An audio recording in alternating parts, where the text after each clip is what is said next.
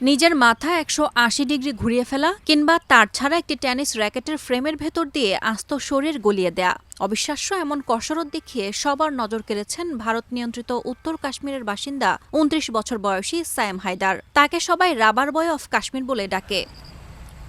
মাত্র ১৩ বছর বয়সে ইউটিউবে নাচের ভিডিও দেখে উদ্বুদ্ধ হয়ে শরীরকে অদ্ভুতভাবে বাঁকিয়ে ফেলার ভঙ্গি বা কন্টোরেশন ও স্ট্রেচিং শুরু করেন তিনি। এক দশকেরও বেশি সময় কঠোর অনুশীলনের পর পেয়েছেন স্বীকৃতি, গড়েছেন একাধিক বিশ্ব রেকর্ড।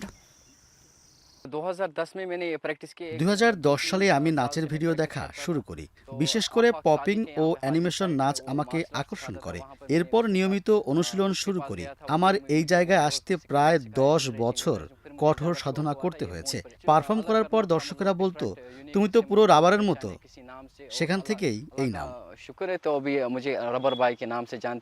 অনুশীলনের সময় হাত ভাঙার মতো বড় আঘাত পেলেও থামেনি সায়েমের পথ চলা। ইন্ডিয়াস গট ট্যালেন্টে পারফর্ম করে প্রশংসা কুড়ালেও অর্থকষ্ট আর স্পন্সরের অভাবে বিদেশের মাটিতে পৌঁছানো হয়নি তার। তবে সব বাধা পেরিয়ে নিজের প্রতিভাকে আন্তর্জাতিক মঞ্চে পৌঁছে দিতে এখনও প্রতিদিন ঘাম জড়িয়ে যাচ্ছেন কাশ্মীরের এই রাবার বয়।